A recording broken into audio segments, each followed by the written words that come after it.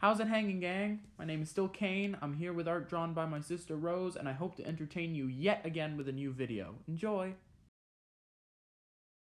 Gravity Man! Thunder Woman! Sweep it off its feet! Red Rabbit jumped away as another bomb launched out of the giant robot. Exploding on impact, an entire chunk of Times Square's street was obliterated. Gravity Man and Thunder Woman tried to do as they were told, but the robot was much too large. Sensing them, it attempted to smash them with its enormous fist. The two escaped just in time. Behind Red Rabbit were 3 new members of the team, all looking at the robot with caution. "Dimension!" Red Rabbit called. "I suspect a weak spot in the back of its head. Teleport up there and make sure." Isn't that robot an Ionic Forge villain?" asked Dimension, a young woman dressed in teal. "No, worse," responded Red Rabbit. "It's a Nova villain. Fusillade, they call it." "I don't know, Red. You can do it," she assured, looking into her eyes. "We know you can." Dimension took a deep breath and fiddled slightly with a keyboard attached to her wrist. Suddenly, a swirling black portal opened up, and Dimension was gone. Before the robot could process what it had just witnessed, Dimension reappeared right on the back of its gargantuan head. She noticed an oddly colored spot on the back of its neck and gave Red Rabbit a shrug. Red Rabbit gave a thumbs up back and turned to Sentry Silver. "Knew it. All the toy robots my kids play with have batteries right in the back." Before she could respond, Red Rabbit turned to the spindly hero dressed in purple cloth. "Cosmos, get Thunder Woman up there and have her zap the spot open." "Nira." "What? Thought Cosmos. "It is understood." He flew towards Thunder Woman and stated the plan. Narrowly avoiding another missile from Fusillade, Cosmos picked her up by the arms. Glowing yellow, he shot forward in the sky directly to where he needed to go. "What can I do?" said Gravity Man to his leader. "Nothing as of now," responded Red Rabbit. "Don't want your gravity messing with Cosmos." Gravity Man gave a nod and stood aside. "Dimension!" shouted Red Rabbit. "Teleport back down!" Dimension followed orders before addressing Soldier Gold and Sentry Silver. "One of you should go up there and make sure they don't get hurt," she said quietly. "You know, 'cause the robot saw them." Soldier Gold, being the one with powers at the time, flew off. "Thanks, kid. Good call." Red Rabbit looked at Dimension with pride. "Great job. I mean that. Told you could do it." Dimension blushed. I do what I can." A loud bang sounded as Thunder Woman hit the weak spot. Or so she thought it was. "Missile launcher!" shouted Thunder Woman as Cosmos screamed. "How many guns can one robot have?" Cosmos glowed yellow and burst away again, saving both of them from a disastrous explosion. The missile, however, launched itself right into the path of a small group of civilians. "Soldier!" Red Rabbit screamed at the top of her lungs. "Quick! Save them! Force field!" Soldier Gold used his super speed to put himself between the people and the missile and constructed a force field to protect them. The bomb exploded, but nobody was harmed. "How are the streets not cleared yet?" she shouted before signaling the team's last new member. He was a young man wearing a ghostly combination of blue and wispy green. Tapping on the collar around his neck, Yapparition summoned 3 green immaterial dogs. Despite being ghosts, they looked as lively as any dog. "Risa, Chip, Buddy, lead the people to safety, okay?" The dogs looked at him and quickly did what they were told. Fusillade tried to attack the people again, but Soldier Gold and Yapparition's dogs were clearing the streets faster than Fusillade could process. Fusillade beeped in frustration, and then proceeded to open up an enormous compartment in its chest. To the heroes' horror, an enormous ticking bomb was released. "Somebody, prevent the bomb from being launched!" Red Rabbit shouted, kicking a smaller missile away. "Thunder Woman, zap the—" It was too late. The giant bomb was launched, set to land right in the middle of the city. "No!" the heroes shouted. Gravity Man tried to make a field around the bomb, but it was moving too fast. For a split second, the heroes believed that the bomb was about to eradicate the thousands of people in the middle of Times Square. However, that wasn't the case. A completely new superhero from the top of a building turned his arms into a viscous purple goo. Reshaping them into lassos, he grabbed a perfect hold of the bomb and just narrowly prevented it from hitting the public. Although confused, the heroes were so grateful. "Get out of the way!" he yelled, concerned. Dimension opened a portal and the heroes all jumped in. The portal took them right where the stranger was standing.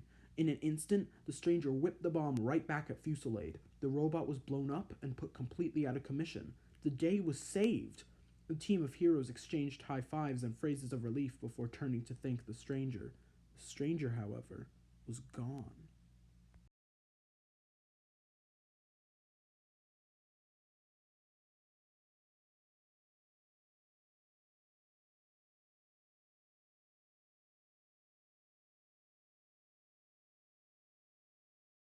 The gods that have shaped the earth hardly ever engage with individual mortals. Bruno Tolmut, however, can confidently say that he's met them. From his childhood in Madison Avenue, Bruno was always a dog lover. He and his baby sister are practically obsessed. He had a collection of dog-based stuffed animals all crammed into his room. He even had a dog spanning throughout his childhood named Mrs. Snoutfire. While being a decently social kid, Bruno was much better at making friends with dogs roaming on the streets. He was always partial to the abandoned, likely mistreated dogs that needed his help the most. His mom, dad, and baby sister admired this quality in him and are very supportive of his endeavors. After receiving barely passing grades in high school, Bruno began to grow a bit upset and lacked confidence. This is when his parents introduced him to the Helping Paw dog shelter and told him that he could apply for an internship if he would like. This changed Bruno's attitude completely. He became the embodiment of kindness and confidence. Even on days when he wasn't getting paid, Bruno would spend a lot of time hanging out with the dogs.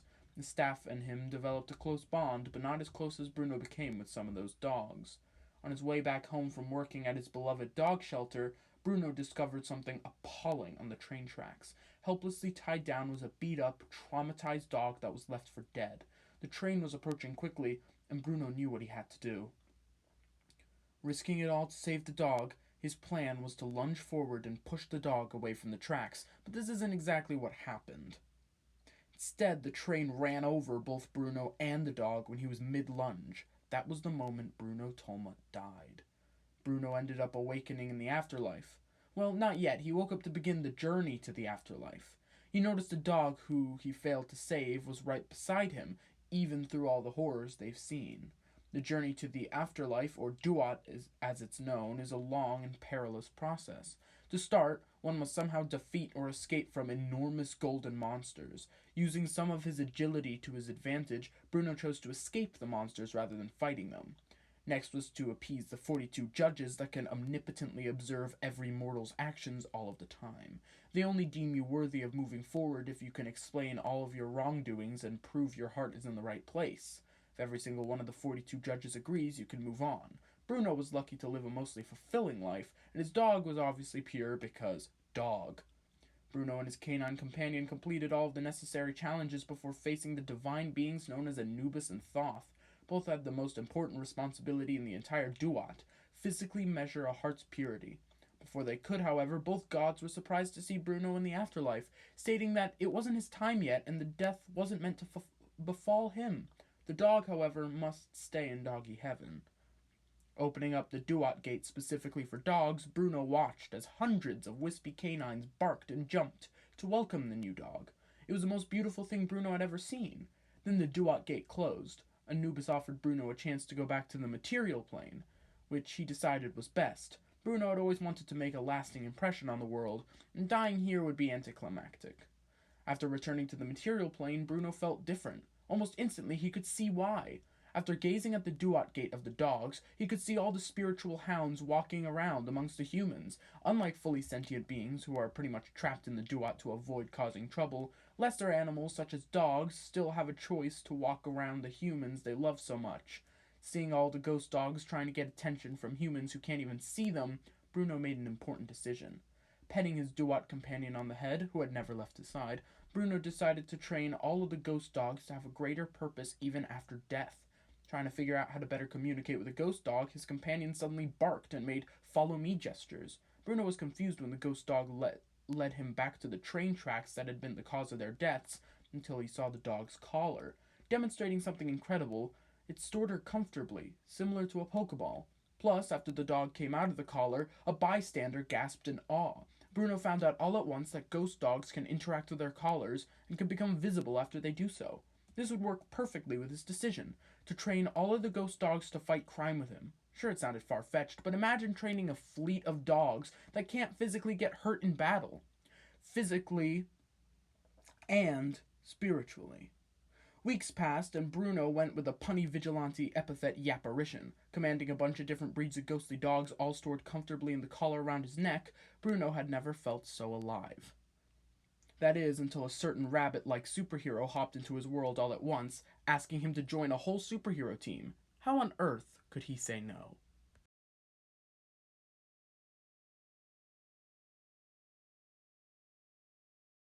Bruno Tolmut, amazingly, had a close encounter with godly beings. However, Lucy Anders' powers all stem from an absence of godly power. When the universe was created by Ra, all sorts of nothingness was reshaped into a large and plentiful image of reality. Some antimatter, however, was pushed back and collected into what can only be described as a black hole. This vessel of corruption is known as the Lahith vacuum. While most believe the Lahith vacuum to be a simple black hole, it actually holds properties of interdimensional transport, dimensions of which were never touched by Ra's grace. Lucy Anders is an introverted young woman from Elmira, having spent her whole childhood there as well. Her mother is a well-known astronaut who spends lots of her time working for NASA. This often led to Lucy, an only child with no friends, being home alone. She was never spiteful about this and quite enjoyed the peaceful and quiet space. Lucy now lives in her own apartment, shockingly close to home, with no idea how she's going to provide for herself. Through most of her life, Lucy always had one goal burning in her mind: to be more like her mother. Her mother received international recognition for collecting reality-warping space dust straight from the Lahith vacuum and bringing it to Earth in a simple jar. Lucy, on the other hand, used to find raising her hand in class to be an overwhelming accomplishment. Her mother was loud, beautiful, strong, and courageous, where Lucy thought of herself as quiet, reserved, weak, and cowardly. When noticing Lucy's constant deprecation of herself, her mother decided to take action. The next day at her mother's work, Lucy was brought along. Lucy could tell that, even though she was no longer a child, the other astronauts thought of her as one. They didn't say anything because nobody in their right mind would mess with Mrs. Anders' kid. Lucy found herself overwhelmed by all the space stuff surrounding her and sat down in a corner to observe everything going on. She vowed not to move, but discovered something that changed her mind. A young astronaut a little older than her, quaking in his boots, absolutely terrified.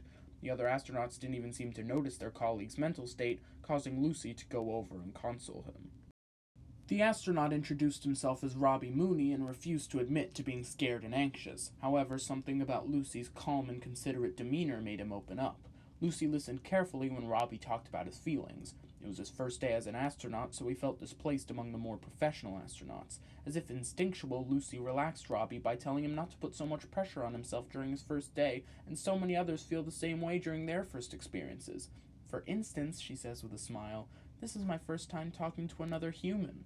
Laughing like a llama, Robbie thanked Lucy and said she'd make a good therapist. This is a suggestion that made Lucy stop and think about her future. A therapist, huh? Before any more time passed, an alarm sounded in the room. The intercom squealed as a voice said, "Earthquake protocol! Everybody, get down!" All of the other astronauts did as they were told, so Lucy and Robbie followed suit.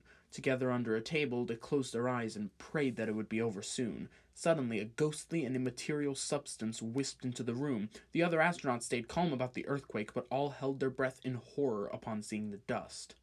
Ruth," one of them said to Lucy's mom, "is that the stuff you collected from the Lahith?" "The jar must have cracked open because of the earthquake," she responded. As if alive, the black mist seemed to observe every panicked astronaut still crouched because of the earthquake. It phased around trying to understand its earthbound surroundings. Freaking Lucy out, she decided to do something that not even her mother would do. During an earthquake, Lucy stood up and made the most assertive pose she possibly could. She shouted threats at the mist to leave the station immediately and go back up to space where it came from. The mist stopped wisping and floated still. Abruptly, it lunged itself right into Lucy's chest. Lucy screamed in horror as she fell backwards and landed uncomfortably on the floor. The other astronauts saw the whole thing and had no explanation. Could a human have possibly absorbed the fragment of the universe's oldest and most complicated black hole? After the earthquake subsided, Lucy started to panic, but the other astronauts assured her that everything was okay. In fact, the whole team was now capable of making the scientific breakthrough of the century. While trying to exert her power, the team watched in fascination as a small black orb materialized in her hand. It wisped and churned like the Lahith vacuum does, meaning that Lucy was holding a portal to another dimension. News stories about the Lahith girl became so popular, Red Rabbit tracked her down to see for herself. She discovered that the girl was Lucy Anders and she had no control of her new powers. Red Rabbit said she could help her control them in exchange for her service in ISH. ISH, that is. Dimension can open portals for teleportation and can summon bizarre creatures from other dimensions, using the latter only as a last resort as these creatures are hard to control and bring back home. The creation of the universe, the afterlife, alternate dimensions? What other mysteries are left to discover? Well, apparently an entire solar system neighboring ours. Ra can monitor our every action through his two eyes. His observant eye, the yellow soul, warms our solar system. However, his blind eye, the white Sala, warms a completely different one. Everything to the left of our universe is known as the Solverse, where everything to the right is known as the Soliverse. All of the 6 planets in the solar system hold life, the third one being the place of origin for Falgi Snick. Falgi is an alien known as an Otpal, once residing among others of his kind in a planet known as Geelon Geege. Geelon Geege is a mostly flat planet, with only a few enormous mountains separating the mineral landscape. The gravity is ridiculously heavy, so most creatures from this planet are smaller than humans and live only a few years. Otpal are among their biggest and oldest species, being roughly human-sized and living up to 30 years. Geelon Geege is a bizarre planet, mainly because of the Otpal society. These skinny, pale aliens build their society based on other aliens' lifestyles, using a pick-and-choose method to decide which parts of other alien societies to incorporate into their own. For example, their language built around phrases rather than individual words is almost directly inspired by the Gruan's language, the Otpal's planetary neighbors. How do Otpal implement their societal beliefs? It's all built around roles. The travelers journey across galaxies in sleek metallic space pods to observe other aliens, being watched over by the monitors. The monitors are told everything about these alien societies, and they are in charge of picking and choosing the best parts about them. Lastly, they report a proclamation to the Voices, the Otpal's leaders, who decide what customs to implement and when. Lastly, the Voices call the travelers and instruct them on where to go next. The Otpal's entire society is built around this system. Falgi Snick's story starts with his job as a traveler. Travelers such as Falgi Snick are usually sent to report on aliens of the solar system, only occasionally visiting the solar system and other galaxies. Having never seen it before, Falgi was overjoyed when being appointed to a mission to the solar system. Specifically, some unknown and obscure planet called, you probably haven't heard of it, it's called Earth. Does that sound a bit familiar? When Falgi was appointed to Earth, he was unintentionally sent right in the middle of the Big Apple. In the safety of his space pod, Falgi watched in absolute amazement when he saw a whole bunch of superheroes using their abilities to fight crime. He saw Red Rabbit kicking a thief, Gravity Man lifting them up, Thunder Woman shocking them from Gravity Man's grasp, Soldier Gold and Sentry Silver bashing criminals' heads together, the Apparition sending ghostly dogs on them, and Dimension teleporting one of them closer to punching distance. It was the most breathtakingly beautiful thing Falgi had ever seen. Although incredibly excited about these superheroes, Falgi was also incredibly upset about all the criminals he saw. Otpal society was still so young and in line, whereas human society was littered with crime and disorder. This required more intensive studying. Abandoning his post, Falgi adorns a bunch of oversized human cloaks and tries to make his way in human society. The lighter gravity was a lot to get used to, as he had to prevent himself from floating about. Throughout his journey around the Big Apple, Falgi learned a lot about the English language, ways to spend money, how to avoid conflict, and so much more. Falgi also discovered a bunch of fascinating collectibles from Earth and is taken to hoarding them. When hearing a gunfight start up outside his apartment, Falgi went outside and tried to calm the situation. Rather than following his advice, the two people pointed their guns directly at him. I suppose he never did master avoiding conflict. Out of instinct, Falgi shook his hands around to signal, "Stop," but something bizarre happened. Yellow beams of star-shaped projectiles launched out and swiftly knocked the weapons out of the people's hands. They ran away from Falgi, who was in absolute awe. Flying around and zapping all the litter he saw with star-shaped projectiles, the weird cloaked human attracted a lot of attention. Specifically from Red Rabbit, who approached Falgi and asked him what exactly he was doing there. Misunderstanding the extent of Red Rabbit's question, Falgi told her his entire story. He explained to her that he just wanted to help this beautiful planet flourish, and Red Rabbit was enchanted. Just like with the Apparition in Dimension, Red Rabbit went to the couturier and had a costume made for Falgi to help protect his alien identity.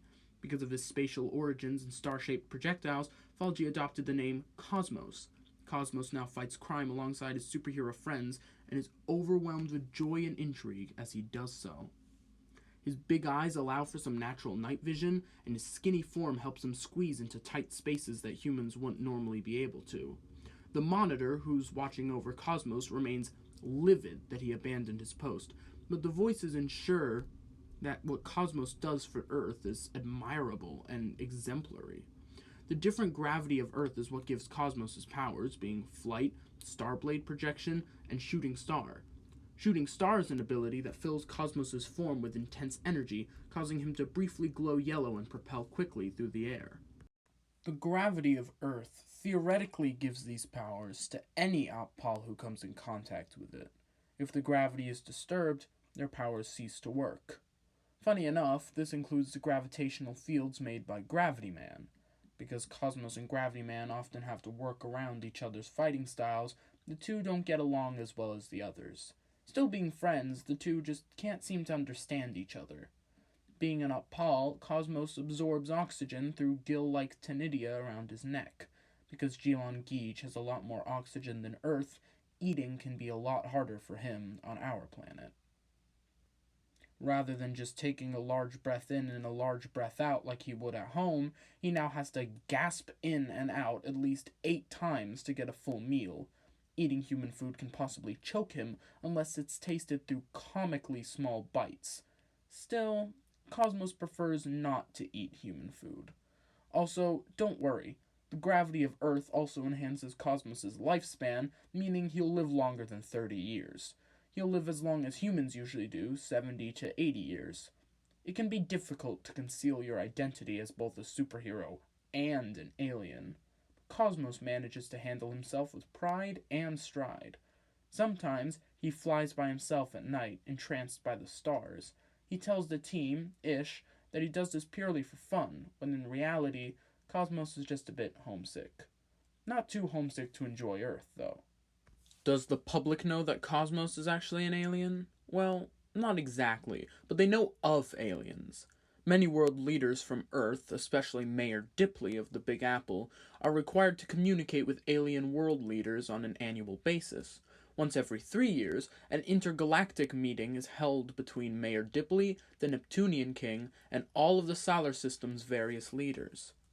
This meeting is held in a bizarre interspatial building known as the Star Station.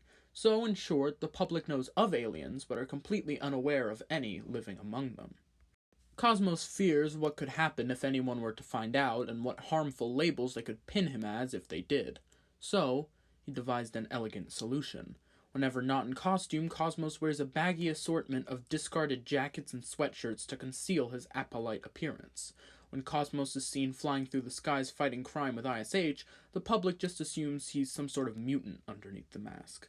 See, mutants are somewhat common in the Big Apple, often using their abnormal physical traits as advantages in combat. And while Cosmos does have natural night vision, and his powers do come from a shift in the atmosphere biologically stimulating his body, so when you look at it that way, Cosmos is a mutant. One of over 10,000 similar mutants making up an alien species, that is. You heard that right. Compared to the billions of people on Earth, there are only about 10,000 Opal and Geelon Geege. They're a very efficient society, and take to reproducing only after everything else has been attended to. Falgi Snick was born an only child, which is fairly uncommon among Opals. They can spit up over 7 babies in one pregnancy. Yes, they spit up their babies.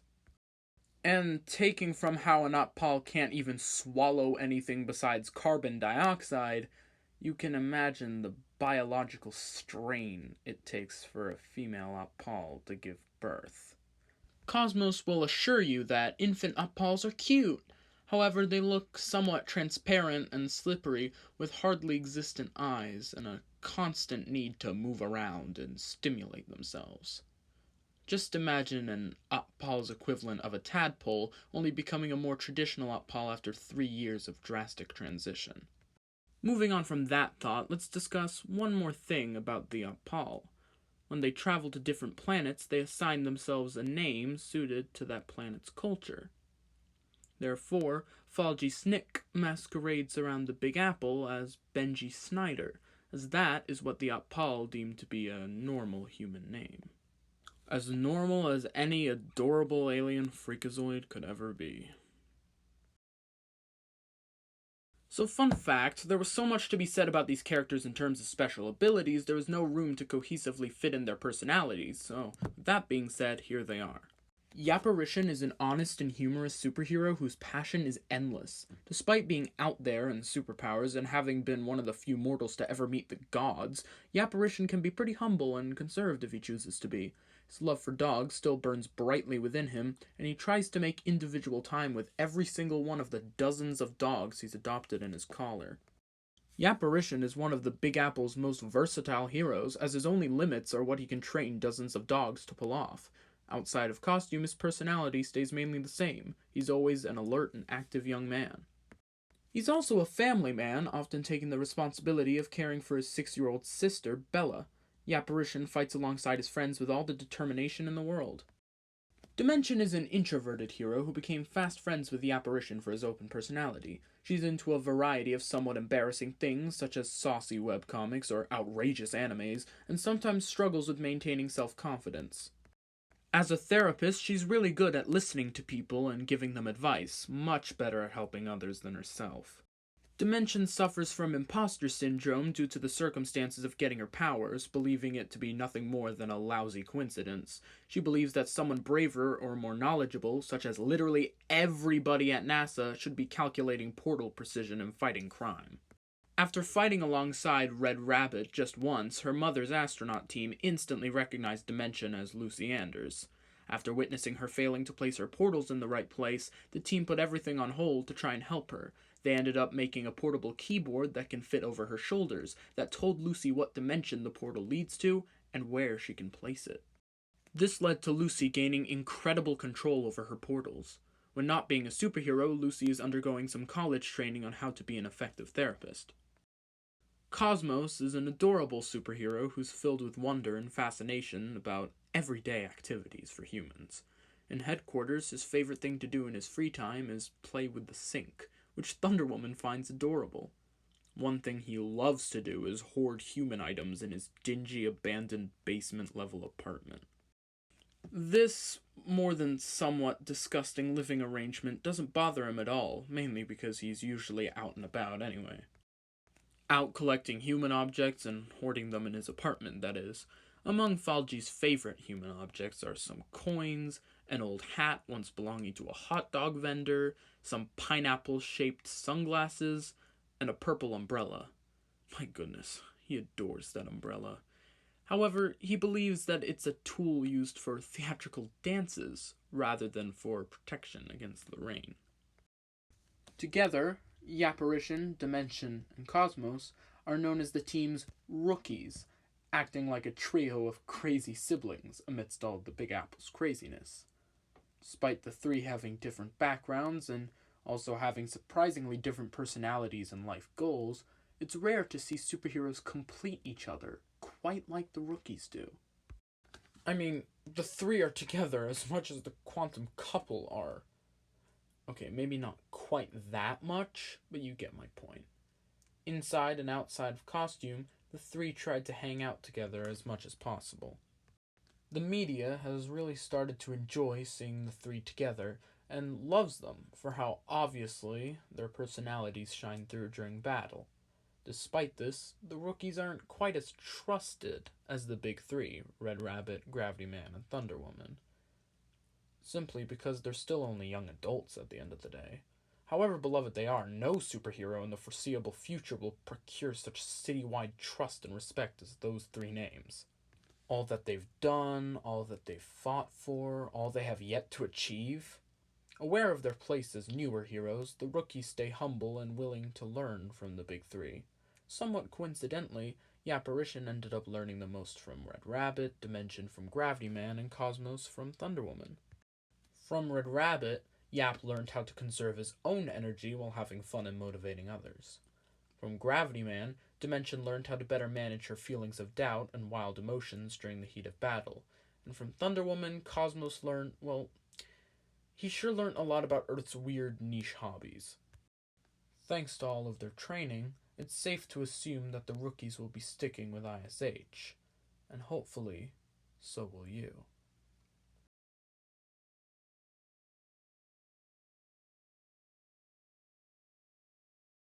Thanks for watching. You can still contact me under the username DanimalMagnetism on Discord if you would like to help. All lowercase, no space, like Animal Magnetism but with a D.